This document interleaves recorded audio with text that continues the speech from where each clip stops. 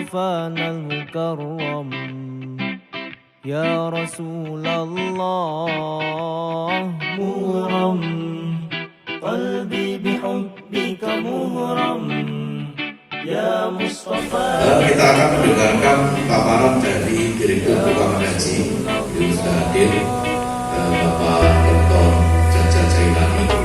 Ini beliau sudah melanglang buana di Kementerian Agama, pernah menjadi kepala biro di luar Jawa, pernah menjadi Direktur Pemberdayaan Zakat Pak itu ya. Ada wakalnya. Kemudian beliau selama hampir 4 tahun lebih ya Pak ya, 4 tahun lebih menjadi sekretaris Badan Amil Zakat Nasional Republik Indonesia, sekretaris yang pertama. Karena sebelumnya belum ada sekretaris Basnas. Dan baru beberapa bulan yang lalu beliau diberi amanah menjadi Direktur Keuangan pada Direktorat Jenderal Penyelenggaraan Haji dan Umroh dan Agama Republik Indonesia. Kita simak paparan beliau. Silakan Pak Jaja. Assalamualaikum warahmatullahi wabarakatuh.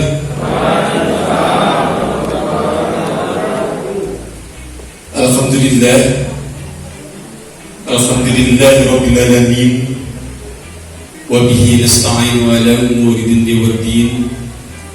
Wassalatu wassalamu ala asrofil anbiya'i wal mursalin Sayyidina wa habibina wa syafi'ina wa maulana Muhammadin wa ala alihi wa sahbihi ajma'in, amma ba'd. Yang saya hormati Ibu Endang Astuti MH, beliau adalah anggota Komisi 8 dari fraksi golongan KYP. Yang saya hormati Pak Yani Kabid Haji Kanwil dan Agama Provinsi Jawa Tengah, dan beliau dengan saya sama-sama sekretaris. Beliau sekretaris Basnas Provinsi Jawa Tengah. Jadi dengan beliau ya seperti saudara nih Pak, mana saja saya bisa berdua dengan beliau. Yang saya hormati para ulama, para asatidzah, bapak-bapak dan ibu khairul khadir yang dirahmati Allah, para pimpinan KBH, KBIH ya, terus para pimpinan kelompok bimbingan haji khusus dan juga kawan-kawan peserta yang dirahmati Allah Subhanahu wa Ta'ala. Puji dan syukur kita panjatkan kepada Allah Subhanahu wa Ta'ala. Salawat dan salam semoga selalu tercurah kepada Nabi besar Muhammad sallallahu alaihi wasallam, kepada keluarga dan sahabat dan juga umat sampai akhir zaman. Amin amin ya rabbal alamin. Mas Iqbal, amin tadi.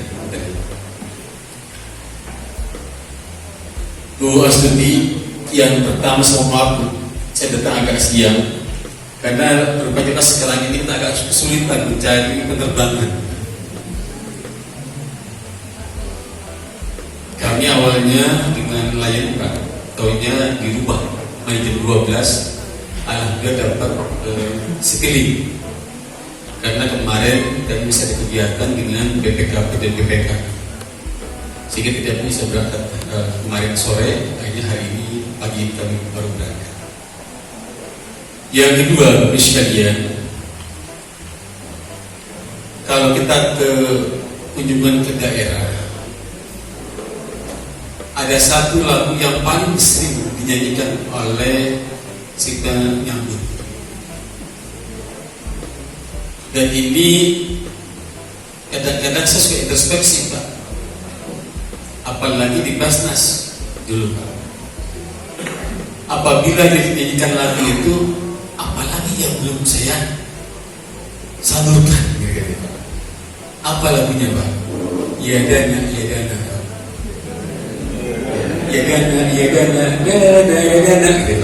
Oh iya. Ini dana apa yang belum dibagikan gitu Pak?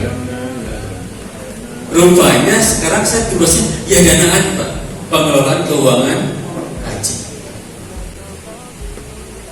Saya di Kementerian Agama sudah cukup lama Pak, dari Kepala KUA, Kepala Kemenang, Direktur, Kepala Biro, Sekretaris, dan sekarang Direktur Keuangan Haji. Jadi 4 kali saya dari eselon 2. Yang berikutnya sekalian, tadi sudah disampaikan oleh Bu Astuti berkaitan dengan bagaimana penyelenggaraan haji, mengapa penyelenggaraan ibadah haji tahun 2020 dan 2021 itu dibatalkan. Dan kebetulan saya juga menyampaikan materi dengan judul Kebijakan Penyelenggaraan Ibadah Haji dan Umroh pasca pembatalan haji tahun 1442 Hijriah 2021 Masehi. Sebetulnya bagus sekalian, sudah banyak sekali yang menyampaikan materi mengapa pembatalan haji dilakukan oleh pemerintah di Indonesia. Kami berkoordinasi dengan Bu Astuti di Komisi 8 bagaimana mengambil kebijakan itu dengan berulang kali kami simulasikan antara berangkat atau tidaknya jamaah, karena memang ada konsekuensinya diberangkatkan, ada konsekuensinya tidak diberangkatkan juga ada konsekuensinya. Inilah yang melandasi perkembangan yang terjadi saat itu, dan kita terutama bagaimana memberikan kesehatan dan keselamatan kepada para jamaah. Akhirnya pemerintah mengambil kebijakan untuk membatalkan pemberangkatan haji di 2021 dan 2020. Next, apa yang menjadi dasar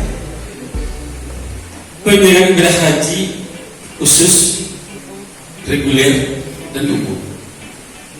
Yang pertama adalah Undang-Undang Nomor 11 Tahun 2020 tentang Cipta Kerja.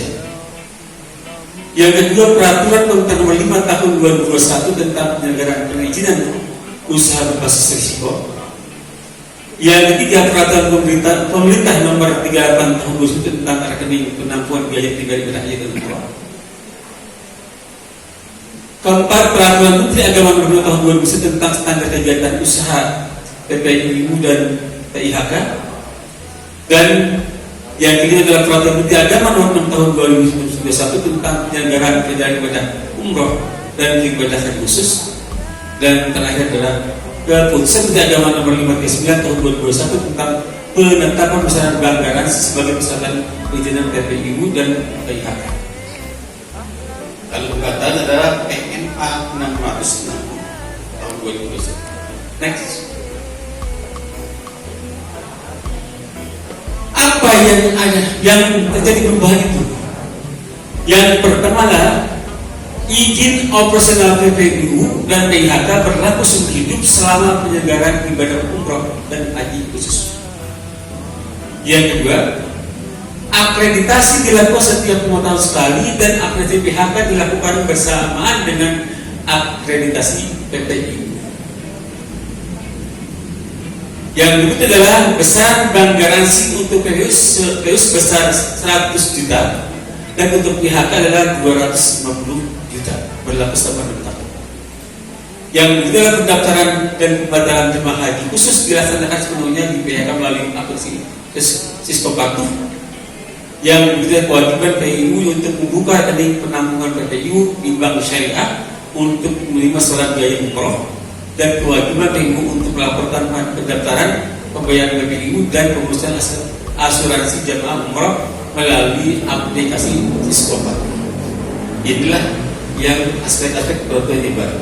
Next.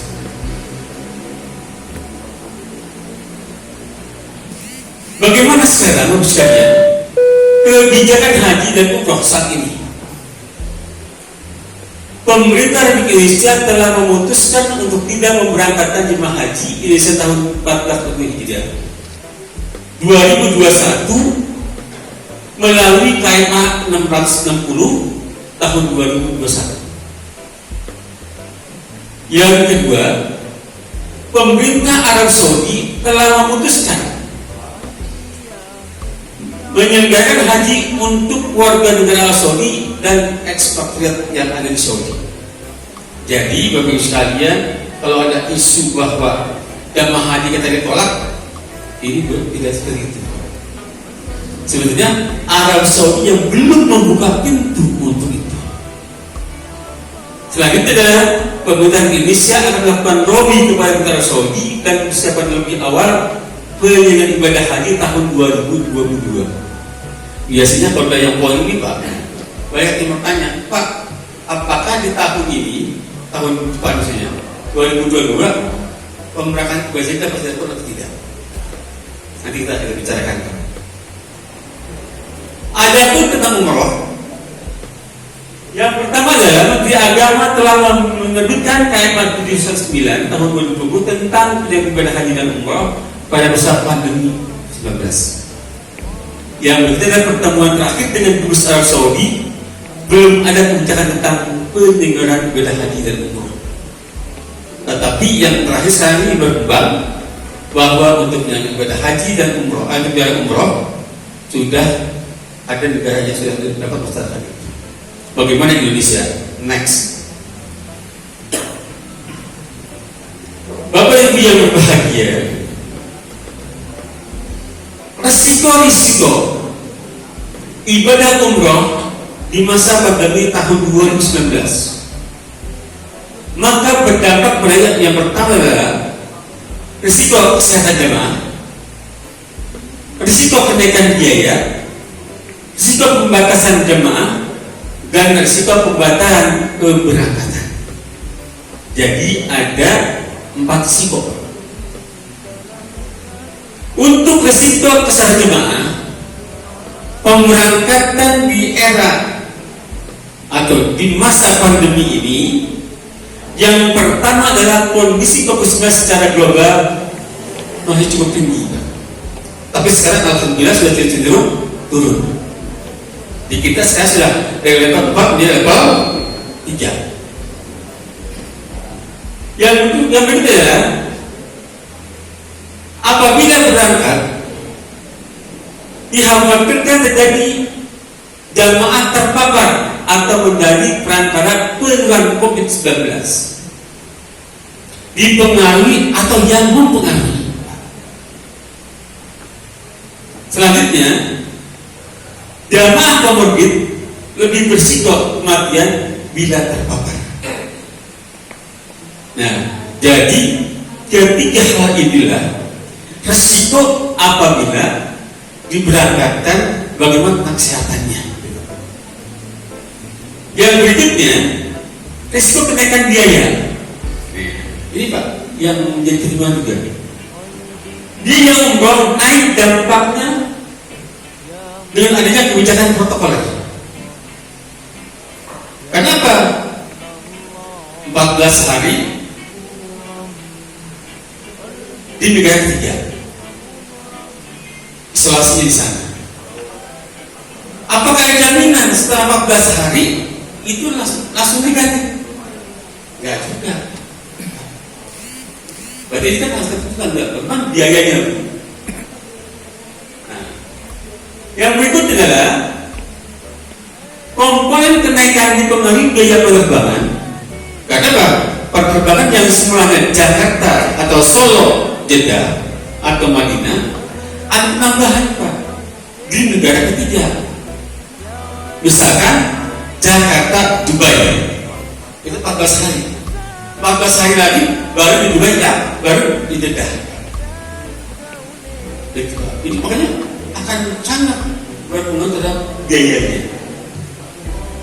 Begitu juga hotel, terus juga transportasi darat, asuransi, pemeriksaan swab atau PCR, dan karantina sebelum dan sudah umroh. Nah, otomatis dengan adanya penambahan protokol kesehatan, adanya penambahan biaya. Selanjutnya, resiko pembatasan jemaah. Yang pertama adalah terdapat pembatasan ibadah umroh. kita kalau di masa tidak pandemi Pak, kita kan bebas ya. Kapan saja kita haram. Dengan adanya protokol kesehatan di Arab Saudi, ini juga kita harus tahu kapan dia boleh haram dan kapan dia tidak boleh haram. Ya. Dan juga bagi sekalian, ini bisa bebas seperti hadiah abad masa normal. Gitu. Misalkan apa? Kita ingin ziarah, itu juga harus ada protokol kesehatan. Selanjutnya, bagaimana resiko pembatalan? Yang pertama adalah dampak kebijakan pembatalan atau pembatalan jamaah akan terjadi banyak penundaan. Otomatis kalau umroh, akhirnya tertunda nih. Haji juga tertunda semuanya, tidak berangkatkan. Otomatis antrian semakin panjang. Selanjutnya adalah jamaah tidak mampu membayar kenaikan biaya dan terkena pembatasan karena faktor usia, kesehatan, kuota, dan vaksinasi. Nah, jadi sangat berdampak kepada 4 hal ini di mana pasal ibadah haji dan umroh di masa pandemi. Next, inilah data jamaah umroh yang tertunda Pak. Ini tahun 2020 sampai kemarin Pak yang 22 sampai 22 yang terbaru kata lagi belum saya update, tapi sudah ada Pak di saya.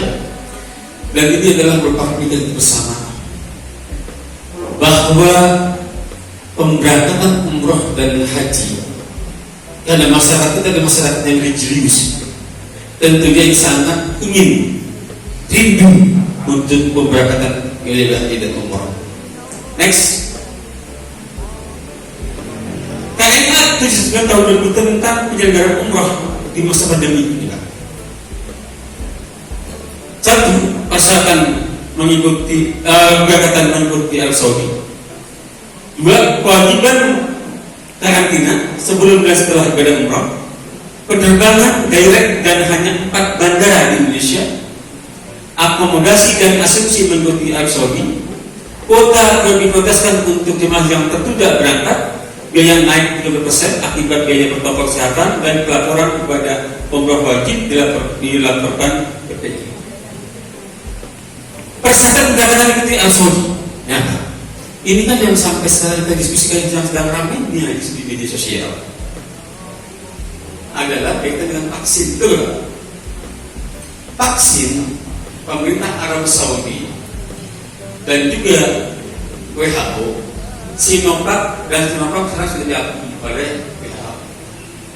Cuma Arab Saudi masih mewajibkan ditambah 1 kali lagi vaksin ketiga yaitu booster. Pertanyaannya, kapan penyuntikan vaksin booster? Itu adalah 3 bulan berdasarkan keterangan dari kesehatan, 3 bulan setelah suntikan yang kedua. Jadi kalau hari ini mungkin Bapak baru suntik yang kedua, maka 3 bulan berikutnya baru boleh untuk booster. Yang menjadi permasalahan adalah bahwa yang vaksin booster ini sekarang diutamakan untuk para medis. Berarti kita belum punya persyaratan untuk itu, sehingga masih kita bersabar. Terus selanjutnya, kewajiban karantina tadi Pak, 14 hari di negara ketiga. Ini sangat memberatkan. Maka kami dari Kementerian Agama dengan Komisi 8 dan juga berkoordinasi dengan Kedutaan Besar Saudi memohon agar isoman jamaah yang di ketiga ini agar ditiadakan. Tetapi ini masih upaya, masih ikhtiar kita agar apabila haji tiba untuk jamaah Indonesia langsung Jakarta tidak atau Jakarta Madinah, sehingga dalam segi biaya pun tidak terhitung. Selanjutnya, penerbangan tidak seperti biasa, hanya 4 Jakarta Medan. Satu lagi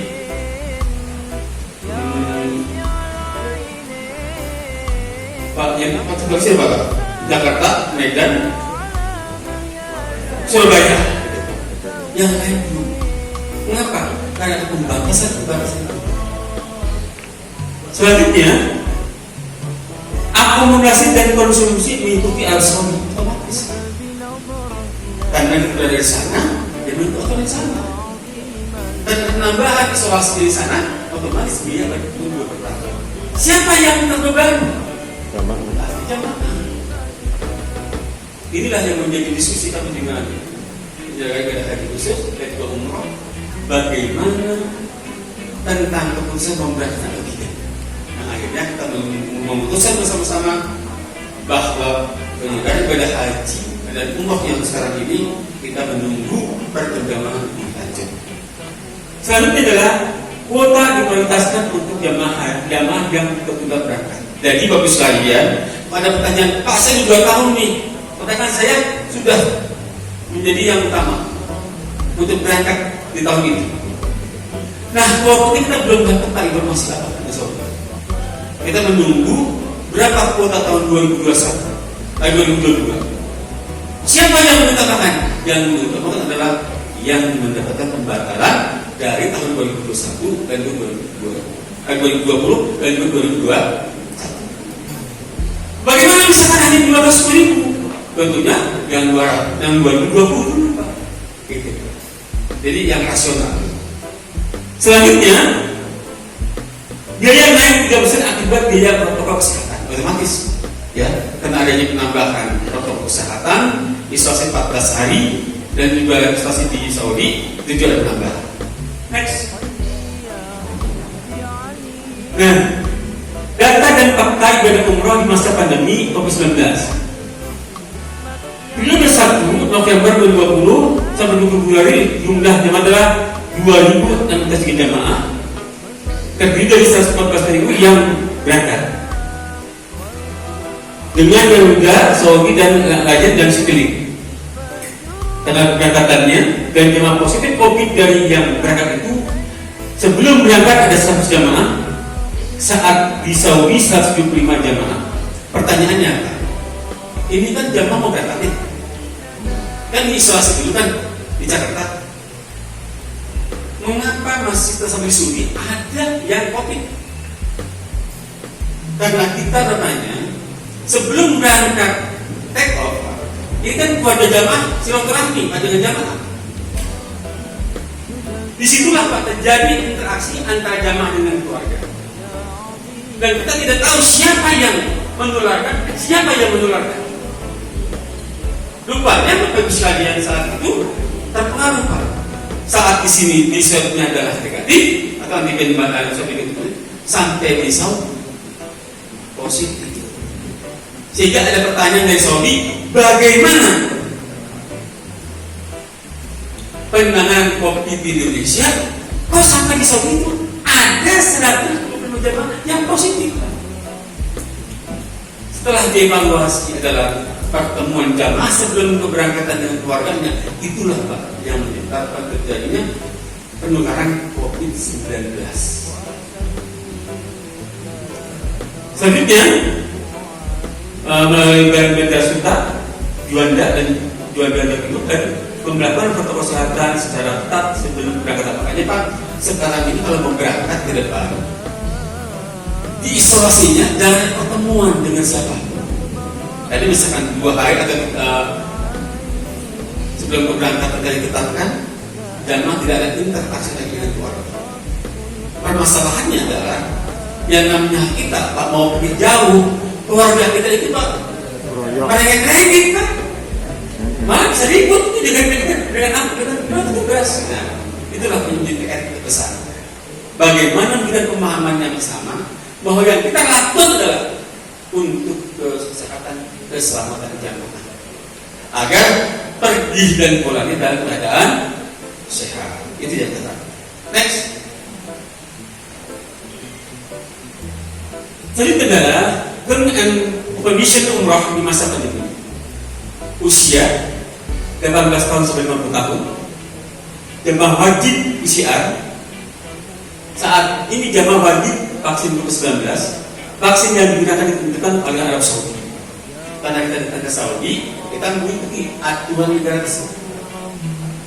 Karena vaksin kita nampaknya oleh Arab Saudi harus ditambah dengan vaksin yang berlaku di Saudi, ya kita mengikuti aturan Saudi.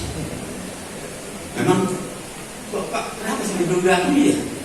Itu banyak aspek yang mempengaruhi itu.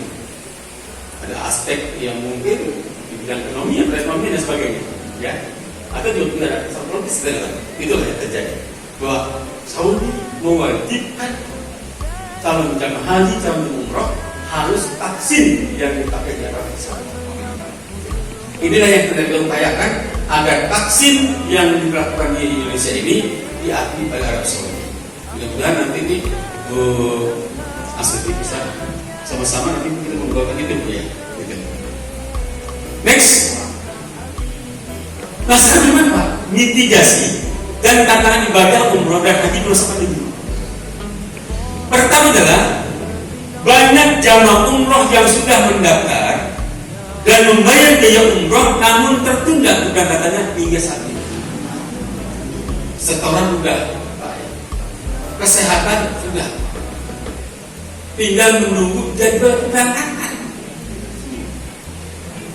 Makanya teman-teman penyelenggara ibadah haji dan umroh ini sudah kenapa ini? Kenapa? Sudah 2 tahun tidak beroperasi. Begitu jamaah keinginannya udah kumpul-kumpul Bapak, itu haram. Ya. Kita pun juga sahabat dari komunitas ingin memberangkatkan sama-sama. Bapak ingin memberangkatkan tapi ingin memberangkatkan. Tinggal Saudi kapan umroh itu. Inilah yang sedang kita tunggu dan sedang kita informasi agar kita bangsa Indonesia semuanya yang telah mendaftarkan bisa berangkat pada haji dan tahun 2021 dan 2022. Potensi PTU tidak memberangkatkan jemaah akibat kendala adanya perubahan usia, kesehatan, vaksinasi, kenaikan biaya umroh dan finalisasi dan finansial perusahaan. Ini Pak. Ini kan ada jemaah haji yang usianya di atas 65 tahun. Apakah menjadi prioritas keberangkatan? Kita kembali kepada aturan Saudi. Karena pembatasan usia minimal 18 tahun, maksimal 50 tahun, dan yang terakhir masih berkembang ini Pak, kita belum menerima surat apapun dari Saudi. Kita masih menunggu rilis dari kita Saudi sehingga ke depan ada kejelasan bagaimana aturan yang sekarang ini berlaku untuk bangsa Indonesia ini bisa. Selanjutnya adalah kenaikan biaya umroh otomatis tadi karena banyaknya penambahan protokol kesehatan. Terus jamaah umroh batal kita pengembalian BPIU. Namun dananya sudah dibayarkan kepada penyelayanan maskapai, hotel dan pusat. Nah, disinilah Pak memang yang menjadi kendala kawan-kawan penyelenggara ibadah haji khusus dan umroh. Jamaah yang telah menyalurkan dananya itu sudah transfer baik untuk akomodasi, hotel maupun penerbangan. Garuda, teman-teman dari penyelenggara ibadah haji umroh khusus ini sudah meminta pengembalian, tetapi hampir sehari tidak diberikan Pak ya, belum bisa cairkan. Begitu juga hotel dan sebagainya. Disinilah perlu adanya pemahaman bersama bahwa ini adalah bukan hanya terjadi kemauan dari PNU, tapi juga adalah memang keadaan yang terjadi pada saat ini seperti itu. Sehingga beberapa kali saya menerima surat dari teman-teman penyelenggara ibadah haji khusus dan umroh untuk meminta bantuan stimulus, tetapi belum kami berikan kami semoga mengkoordinasikan bagaimana yang terbaik untuk mendukung itu semua. Selanjutnya,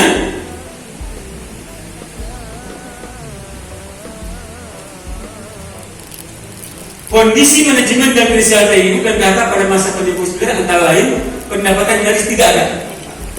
ya otomatis Pak, karena penyelenggara ibadah haji khusus dan umrah ini uangnya sudah ditanam di penerbangan, di hotel, transportasi, di catering dan sebagainya, dan juga tidak ada operasional haji selama 2 tahun.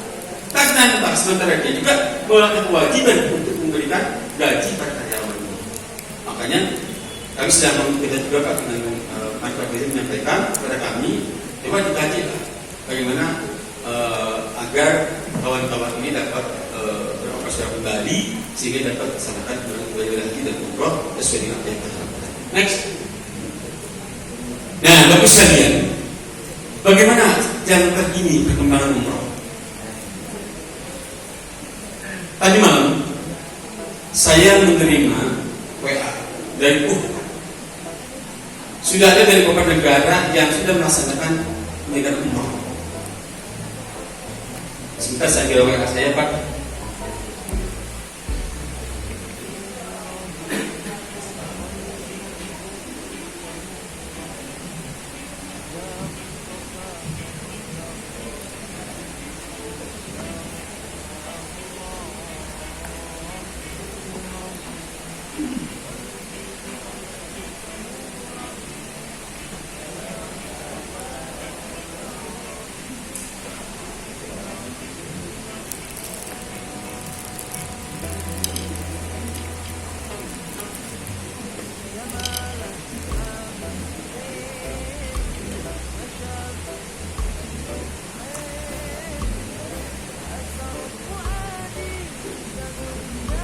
Sudah ada beberapa negara Pak yang masuk ke Arab Saudi.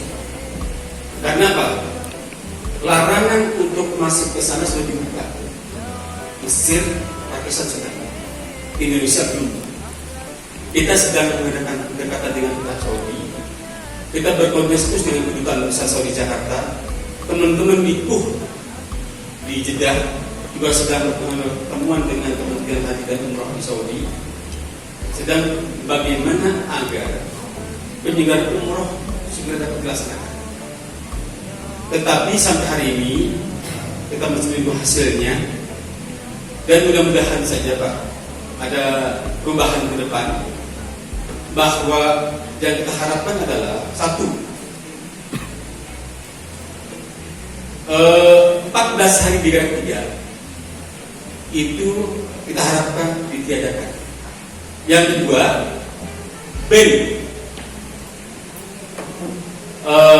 larangan warga negara Indonesia untuk beribadah haji dan umrah Saudi itu dibuka. Yang ketiga, tentang vaksin, kita berharap vaksin Sinovac atau Sinovac yang dipakai Indonesia ini dapat diakui oleh Saudi sehingga tidak perlu ada penambahan untuk suntik post-COVID. Mudah-mudahan ini semua dapat dikabulkan, dan ini upaya kita bersama-sama. Mohon doa restunya Bapak sekalian, berdoanya agar semua dapat direalisasikan sehingga dengan ibadah umroh segera akan dapat kita lakukan. Yang terakhir Bapak Ibu sekalian, tentunya kita punya niat yang sama. Kami pemerintah yang kebetulan diamanahkan untuk menyelenggarakan ibadah haji dan umroh, dan kami berkoordinasi terus dengan Komisi 8. Mudah-mudahan segera dapat terlaksana penyelenggaraan ibadah umroh dan haji tahun 2022, dan mudah-mudahan ini adalah merupakan upaya kita maksimalkan. Kita yakin dan percaya bahwa bangsa Indonesia adalah bangsa yang religius, yang sudah begitu rindunya ke tanah suci untuk melaksanakan ibadah haji yang terima. Tentunya sekali lagi ini adalah harapan kita bersama-sama. Mudah-mudahan Allah Subhanahu Wa Taala memberikan kesehatan kepada kita, kepada keluarga kita, kepada para calon jamaah umroh dan calon haji, sehingga dapat melaksanakan untuk Islam yang terima ini. Ini adalah merupakan doa kita bersama-sama, semoga Allah mengabulkan. Amin. Amin ya rabbal alamin. Yang terakhir Bapak sekalian, kemarin ada pertanyaan, apakah biaya umroh atau haji tahun 2021 ini ada kenaikan. Yang pertama tadi jawab Bapak, untuk ibadah haji kita belum membuat atau memprediksi secara real. Tetapi kami sudah menjawab kalau dengan proses yang sekarang pasti ada kenaikan. Tadi kata Bu Lutfi, mudah-mudahan kenaikannya tidak besar, gitu loh Pak. Ya, nanti Pak kita rapatkan dengan Komisi 8 agar ini semua dengan hati. Karena segala penyelenggaraan haji itu Pak dibahas bersama-sama dengan Komisi 8. Untuk apa? Untuk kemaslahatan, untuk persatuan besar Indonesia, agar pengennya sih kita biaya haji yang murah, pelayanannya yang baik, dan jamaah pulang perginya dalam keadaan utuh. Itu Pak, karena kita gitu Pak ya? Ya. Kalau pulang perginya utuh, sehat semua, alhamdulillah. Ya, itu saja mungkin dapat saya sampaikan. Maaf, wallahul muwaffiq ila aqwamit thoriq. Wassalamualaikum warahmatullahi wabarakatuh. Waalaikumsalam warahmatullahi wabarakatuh.